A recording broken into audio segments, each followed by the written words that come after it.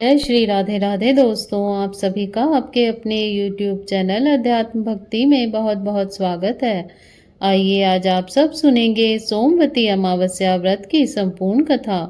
जब भी अमावस्या तिथि सोमवार के दिन पड़ती है तो इसे सोमवती अमावस्या के नाम से जाना जाता है। सोमवती अमावस्या का इस दिन का बड़ा ही विशेष महत्व माना गया है। इस दिन स्त्रियां व्रत को धारण करती हैं और विशेष प्रकार से पीपल के वृक्ष का पूजन करती हैं, जिससे कि सौभाग्य में वृद्धि होती है, सभी प्रकार के सुख समृद्धि की प्राप्ति होती है और पुत्र पौत्र आदि की प्राप्ति होती है और सौभाग्य अटल हो जाता है। तो आइए सुनते हैं सोमवती अमावस्या व्रत की कथा। एक समय की बात है, एक बार श्री सूत जी सरसैया पर लेटे हुए भीष्म पितामह के समीप जाकर धर्मात्मा युधिष्ठिर सबके हित के वचन बोले। युधिष्ठिर जी ने कहा कि हे भगवान, बड़े क्रोधी भीमसेन ने कुरुवंश के प्रमुख व्यक्तियों तथा अर्जुन ने अनेक राजाओं को युद्ध भूमि में मार गिराया। पापी दुर्योधन के कुकर्म से हमारे कुल का क्षय हो गया। देखिए, अब इस पृथ्वी पर बालक या वृद्ध के सिवा कोई नहीं बचा। इस भारत वंश में केवल 5 भाई शेष हैं। इसी कारण यह एक छत्र राज्य भी मुझे नहीं भाता। मुझे तो अपने जीवन पर ग्लानि होती है। मुझे अपने अंगों पर भी प्रेम नहीं रहा। अपनी संतान का विच्छेद देखकर दिन प्रतिदिन मेरे हृदय में बड़ा संताप होता है। उधर उत्तरा बहू के गर्भ से उत्पन्न परीक्षित भी अश्वत्थामा के अस्त्र से भस्म प्राय हो गया। अब अपने वंश में कोई पिंडदान देने वाला नहीं है। यह देखकर मुझे बड़ा दुख हो रहा है। हे पितामह, मेरे दुख का कोई अंत नहीं है। मुझे बतलाइए कि अब मैं क्या करूं और कहां जाऊं। आप कोई उपाय शीघ्र ही मुझे बतलाइए, जिससे हमें चिरंजीवी संतति प्राप्त हो। भीष्म पितामह जी ने कहा कि सुनो हे राजन, मैं सब व्रतों में एक उत्तम व्रत कहता हूँ, जिसके करने से चिरंजीवी संतति प्राप्त हो सकती है। हे पार्थ, जिस सोमवार को अमावस्या हो उस दिन पीपल के तले जाकर जनार्दन भगवान की पूजा करें और पीपल की अष्टोत्तर शत 108 परिक्रमा करें और उतनी ही 108 गणना में रत्न या धातु या फलों को लेकर प्रदक्षिणा यानी कि फेरी करें। हे राजन, यह व्रत राज अति शुभ फल देने वाला है और विष्णु भगवान को प्रसन्न करने वाला है। इस व्रत को आप उत्तरा से करवाएं, तब उसका मृतक गर्भ जिएगा तो तीनों लोकों में विख्यात गुणवान पुत्र होगा। पितामह के इस वचन को सुनकर युधिष्ठिर ने कहा कि इस व्रत राज नामक व्रत को मुझसे कहिए। यह व्रत मनुष्य लोक में किससे प्रकाशित हुआ और किसने मनुष्य लोक में इस व्रत को किया। तब भीष्म पितामह जी ने कहा कि हे राजन, इस भूमि में सर्वत्र विख्यात कांची नाम की पुरी, जो चांदी के पर्वतों के समान बड़ी बड़ी उच्च धवल अटारियों से सुविराजित थी, सुंदर वेश वाले नगर के नर नारियों से सुशोभित थी और अपने अपने कर्म करने वाले ब्राह्मण, क्षत्रिय, वैश्य, शूद्रों से आवर्त थी। वह नगरी रूप तथा चतुराई युक्त उत्तम वेश्याओं से अलंकृत मानो कुबेर की अलकापुरी और इंद्र की अमरावतीपुरी के समान थी और अग्नि देवता की तेजोवतीपुरी के समान अनेकों रत्नों से भरी थी। उस पुरी में बड़ा पराक्रमी रत्नसेन नाम का राजा रहता था। उस राजा के राज्य में एक देव स्वामी नामक ब्राह्मण रहता था। उस ब्राह्मण की अति सुंदर धनवती नाम की बड़ी पत्नी थी। धनवती अपने नाम के अनुसार मूर्तिमती दूसरी लक्ष्मी थी। उस पत्नी से देव स्वामी के ही सदृश बड़े गुणी 7 पुत्र और गुणवती नाम की एक कन्या हुई। उन 7 पुत्रों का विवाह हो गया और वे आनंद से अपनी अपनी पत्नियों के साथ विहार करने लगे। गुणवती कन्या अपने अनुरूप वर चाहती थी। इसी बीच एक ब्राह्मण एक दिन उसके घर भिक्षा के लिए आया। वह अपने ब्रह्मतेज से मूर्तिमान अग्नि के समान तेजस्वी था। सो उस भिक्षुक ब्राह्मण ने द्वार पर आकर आशीर्वाद प्रदान किया। उसकी मधुर वाणी सुनकर देव स्वामी की सातों पुत्र वधुएं संभ्रम से अलग अलग भिक्षा लेकर आई और उन्होंने पृथक पृथक भिक्षा उस ब्राह्मण को दी। भिक्षा के बदले उस भिक्षुक ने उन स्त्रियों को सदा सौभाग्यवती भव कहकर आशीर्वाद दिया। धनवती ने अपनी कन्या गुणवती को भिक्षा देने के लिए भेजा तो गुणवती ने आकर प्रस्थान करने के लिए उद्यत भिक्षु को रोककर भिक्षा दी। तो उस भिक्षुक ने गुणवती को भी आशीर्वाद देते हुए कहा कि हे शुभे, तुम धर्मवती हो। आशीर्वाद सुनकर गुणवती अपनी माता के पास गई और कहा, माता जी, भिक्षुक ने मुझे धर्मवती होने का आशीर्वाद दिया है। इस बात पर गुणवती की माता अपनी पुत्री गुणवती को साथ लेकर भिक्षुक के पास गई और गुणवती से उस भिक्षुक को फिर से प्रणाम करवाया। भिक्षुक ने फिर गुणवती को वही आशीर्वाद दिए जो पहले दिया था। तब उसकी माता धनवती बड़ी चिंतित होकर बोली कि हे भगवान, हे विप्र, आप मुझ पर प्रसन्न हो और मेरे वचन को ध्यान देकर सुने और मन में विचार कर उसका उत्तर दें, क्योंकि मुझे बहुत बड़ा संदेह है कि आपने मेरे पुत्र वधुओं को तो सदा सौभाग्यवती रहने का वरदान दिया है, तथा मेरी गुणवती कन्या को आपने विपरीत वरदान क्यों दिया है। हे भद्रे, तुम सदा धर्मवती हो, यही बार बार आपने आशीर्वाद दिया है, परंतु इससे आपने सदा सौभाग्यवती होने का वर नहीं दिया। हे विप्र, इसका क्या कारण है, आप मुझे बतलाइए, मुझे बड़ा संदेह हो रहा है। तब भिक्षुक ने कहा कि हे धनवती, तुम धन्य हो और जगत में विख्यात चरित्रवती हो। देखो, गुणवती को मैंने जो आशीर्वाद दिया है सो उसके भाग्य के योग्य है, क्योंकि तेरे गुणवती को सप्तपदी पढ़ते समय ही वैधव्य प्राप्त होगा। इससे इसको सदा धर्माचरण करना पड़ेगा। इसी से मैंने इसको यह वर दिया है कि तू सदा धर्मवती होगी। यह सुनकर धनवती बड़ी चिंता में आ गई। उसने उन्हें फिर से प्रणाम करके उनसे प्रार्थना की, हे विपेंद्र, आप इसके प्रतिकार का उपाय भी अवश्य जानते होंगे, सो हे दयानिधि, मुझ पर दया करके कोई उपाय बतलाइए। तब भिक्षुक ब्राह्मण ने कहा, जब कभी तेरे घर में सोमा आवे तब हे सुंदरी, उस सोमा का विधिवत पूजन करने से ही इसका वैधव्य दोष दूर हो जाएगा। धनवती ने कहा कि हे द्विज देव, सोमा कौन है, कौन सी जाति की है और कहाँ रहती है, और क्यों उसके आने मात्र से ही वैधव्य दोष नष्ट हो जाता है। हे महाभाग, यह मुझे बता दें, अब मैं विलंब करने का समय नहीं रहा। यह सुनकर भिक्षुक ब्राह्मण ने कहा, अच्छा सुनो, सोमा जाति की धोबिन है और सिंघल द्वीप की निवासिनी है। वह यदि तेरे घर आएगी तो वैधव्य दोष भंग हो जाएगा। इतना कहकर ब्राह्मण भिक्षुक भिक्षा के लिए अन्यत्र किसी और घर चला गया।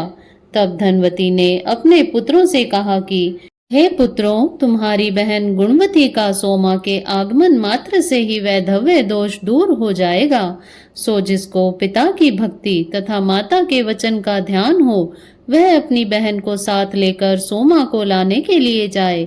पुत्रों ने कहा कि हे माता, तुम्हारे अंतःकरण का भाव जान लिया है। तुम्हारा हृदय पुत्री के स्नेहवश व्याकुल है।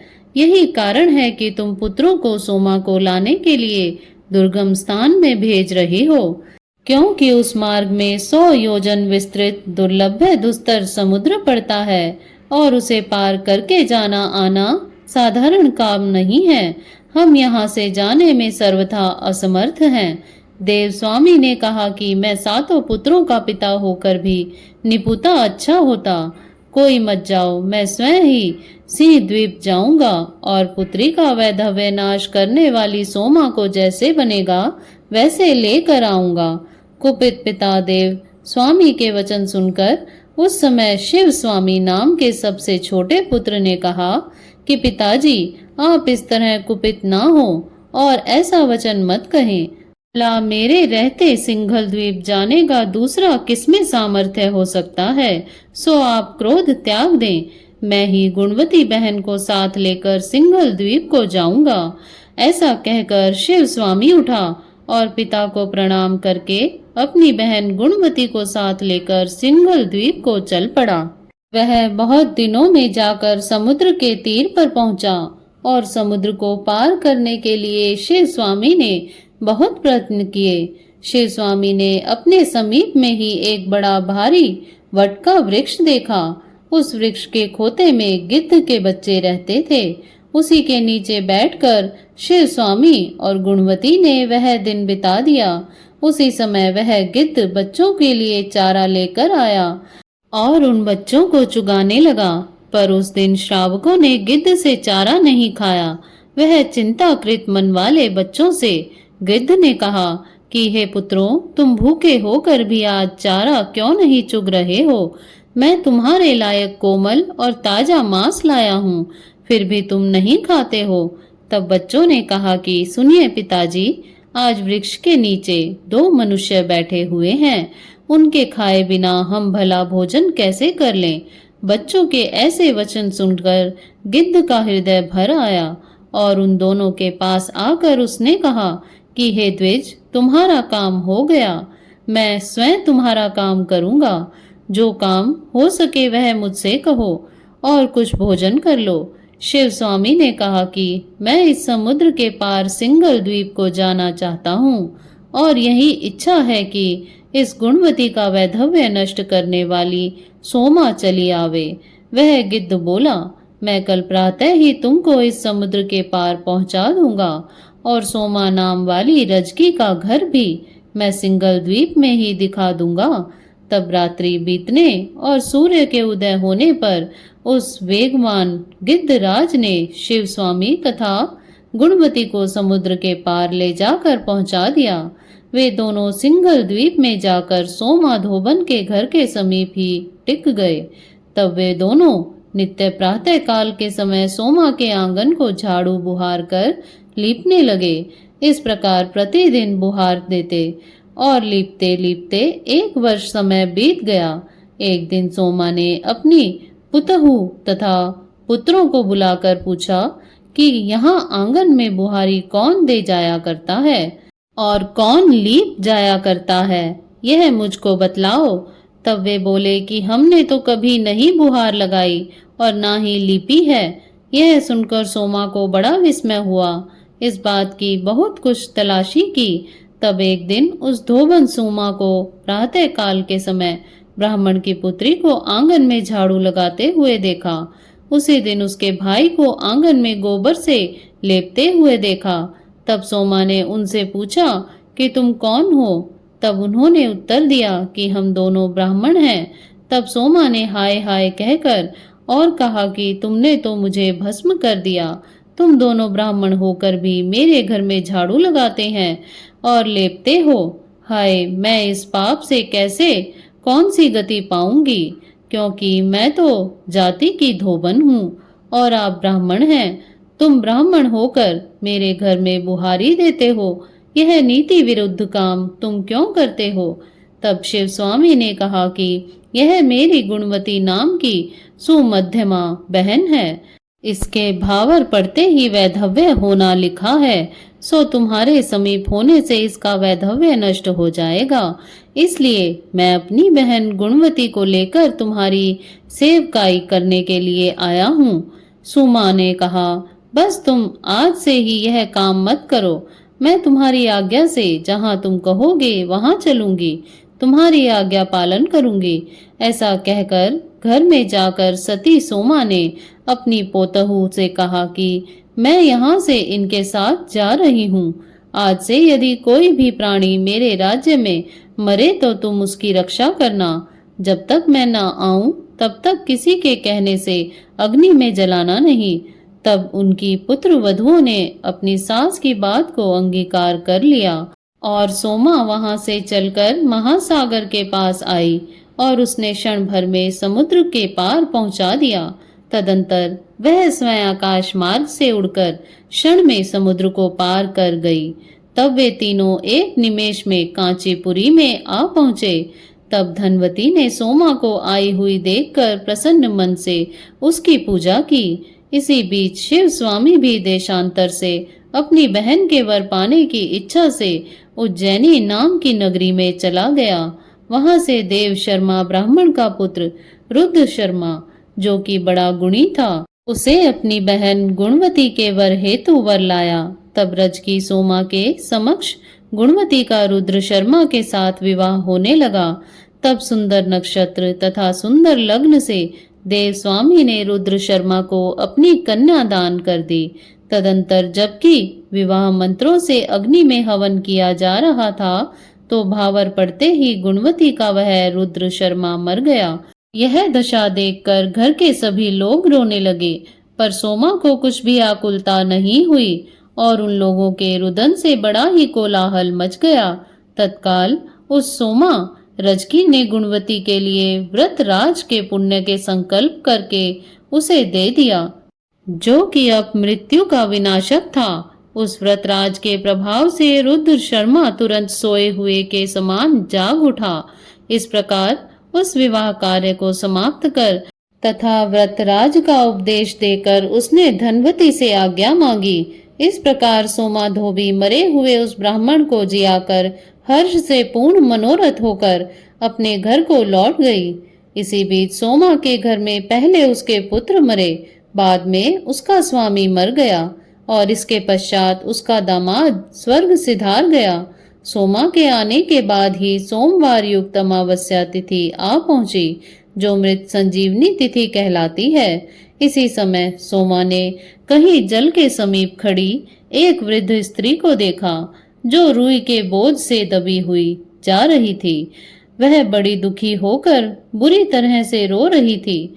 तभी उस वृद्धा ने सोमा को देखकर कहा, बेटी, मेरे सिर से रुई के भार को उतार लो। मैं इसके बोझ से दबी जा रही हूँ और इसी से रोती हूँ। सोमा ने कहा कि हे वृद्धे, आज एक तो अमावस्या तिथि है, दूसरे सोमवार भी है, इसलिए आज के दिन मैं रुई नहीं छूऊंगी।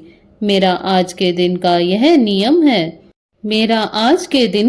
नियम है। उसी जगह एक मूलियों का बोझ लिए हुए अन्य स्त्री को भी सोमा ने देखा। सोमा को देखकर उस मूली वाली ने भी कहा कि मैं इनके बोझ से दबी जा रही हूँ, तुम मेरा बोझ उतार दो और तनिक मेरे पास खड़ी हो जाओ, मैं तो तुम्हारे संग चलूंगी। सोमा ने कहा कि क्या तुमको नहीं मालूम कि आज सोमवती अमावस्या का दिन है, सो मैं आज के दिन मोल तोल का सभी स्पर्श नहीं करती। इसके बाद पीपल के वृक्ष तले पहुंच और नदी के तट पर जा तीर्थ स्नान करके उसने शर्करा से विष्णु भगवान का पूजन किया। तदंतर उस बड़भाग्नि ने 108 बार प्रदक्षिणा की। भीष्म पितामह कहते हैं, जब उसने शर्करा हाथ में लेकर अष्टोत्तर शब्द प्रदक्षिणा की, तभी उसके जमाता पति तथा पुत्र सब जीवित हो उठे और वह नगर शोभा से परिपूर्ण हो गया और वह घर भी अपरिमित धन से भर गया। तब सोमा अपने घर को आई। उसने अब अपने भ्राता और पुत्रों तथा दामाद को जीवित देखा और उन जाते हुए लोगों के पास आई तो उसने अपने को कृत माना। तब सब पुत्र वधुओं ने आकर उस तपवनी को प्रणाम किया और यह पूछने लगी कि हे देवी, तुम्हारे पति जमाता बांधव मर गए थे, तब सब कैसे और किस तरह जीवित हो उठे, यह हमें भी बतलाओ। तब सोमा बोली कि मैंने गुणवती को व्रतराज का पुण्य अर्पण किया था, उस पुण्य दान से इनकी आयु समाप्त हो गई थी, इसी से यह सब मर गए थे।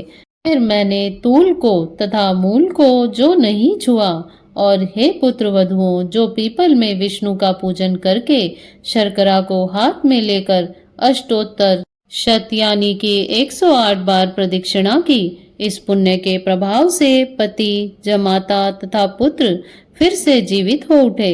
अब से तुम सब भी इस व्रतराज का विधान अवश्य करती रहो, इससे तुम लोगों को कभी भी वैधव्य प्राप्त नहीं होगा और सदा सौभाग्य बढ़ता रहेगा। यूं कहकर सोमा ने सब पुत्र वधुओं से यह व्रत करवाया। तब अनेक भोगों को भोग कर वह अपने पति, पुत्र आदि के साथ सबों से परिवृत्त होती हुई विष्णु लोक को जा पहुंची। हे पार्थ, यह मैंने विस्तार के साथ आपसे कहा है। युधिष्ठिर जी बोले कि हे महाराज, इस व्रत का महात्म तथा विधि विस्तार से कहिए कि यह व्रत किसे करना चाहिए। तब भीष्म पितामह बोले कि हे पार्थ, जब भी सोमवार युक्त अमावस्या हो, उस दिन का पुण्य काल देवों को भी दुर्लभ होता है। हे कुरुनंदन, उस दिन सवेरे व्रती जलाशय में जाकर मौन भाव से स्नान करें, फिर कौशय अर्थात रेशमी वस्त्र पहने और व्रती पीपल वृक्ष के समीप जाकर उसकी जड़ में मंत्र सहित विष्णु भगवान का पूजन करें और पूजन में यह मंत्र पढ़ें कि व्यक्त अव्यक्त रूप वाले, सृष्टि स्थिति तथा अंत करने वाले, आदि मध्य व अंत रहित विष्णु भगवान को नमस्कार है। यह विष्णु पूजा का मंत्र है। इस तरह पीत वस्त्र, अक्षत, विविध प्रकार के फल, पुष्प तथा अनेक प्रकार के भक्ष भोज्य, लोह्य तथा चुष्य पदार्थों से गोविंद का पूजन करें। तदंतर पूर्वोक्त मंत्र से पीपल वृक्ष का पूजन करें और हाथ जोड़कर कहे कि हे अस्वस्थ, तुम अग्नि के आश्रय हो, गोविंद के उत्तम निवास हो। अतएव हे वृक्षराज, मेरे सब पापों को दूर कर दो, मैं आपको प्रणाम करता हूँ। फिर कहे कि हे देव, तुम जड़ से तो ब्रह्मा जी के और मध्य से विष्णु भगवान के और मस्तिष्क से शिव जी के स्वरूप हो। हे अस्वस्थ देव, मैं तुम्हें नमस्कार करता हूँ। यह प्रदक्षिणा का मंत्र है। इस तरह पूजा विधि संपन्न करके प्रदक्षिणा करें। फेरी से मोती, मोहर, मूंगा, हीरा, मणि और कोई भी चीज हो, उन्हें अष्टोत्तर शत यानी के 108 संख्या को लेकर उनसे या किसी अन्य फल पुष्पादिकों द्वारा फेरी दे दें अथवा उन्हें खाद्य सामग्री, अन्न से, घी से या चावलों से भरकर फेरी दे दे, यानी कि उनको हाथों में लेकर पीपल की प्रदक्षिणा करते हुए फेरी देवें जब तक अष्टोत्तर शत संख्या पूर्ण न हो जाए, यानी कि 108 बार पूर्ण न हो जाए, तब तक भ्रमण करते रहें। कुछ समर्पण की हुई चीजें हो, उन सबको गुरु के निमित्त निवेदित करावें।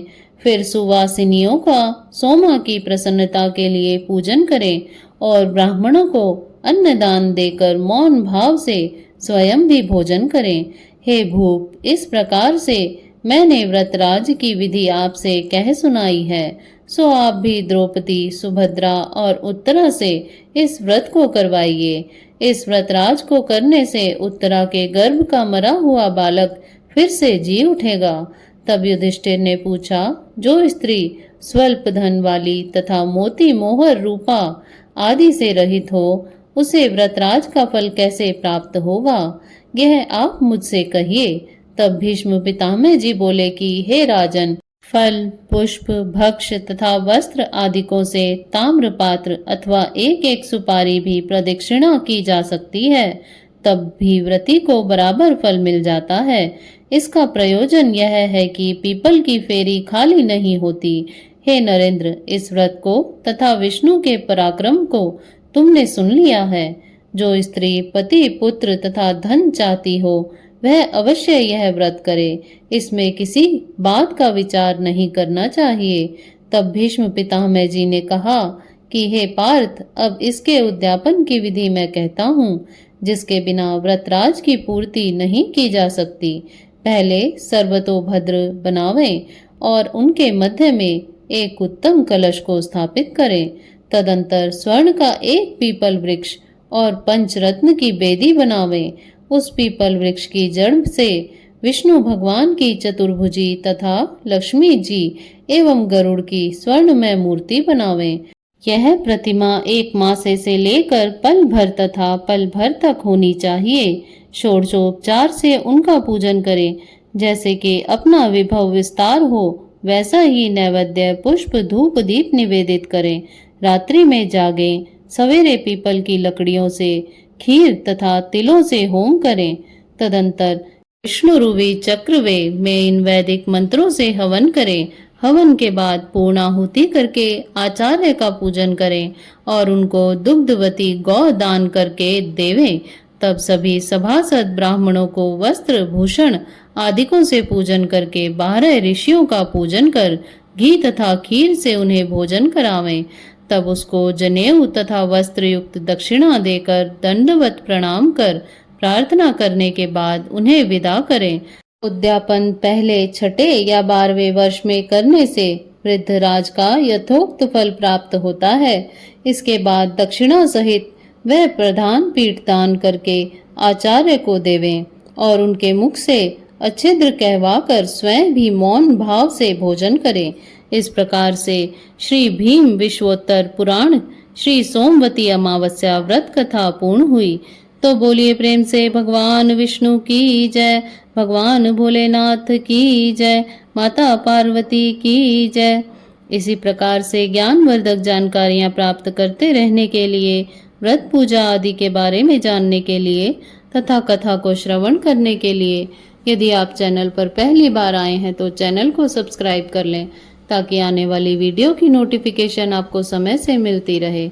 वीडियो को लाइक करें, शेयर करें। सुखी रहें, स्वस्थ रहें। जय श्री राधे राधे। धन्यवाद।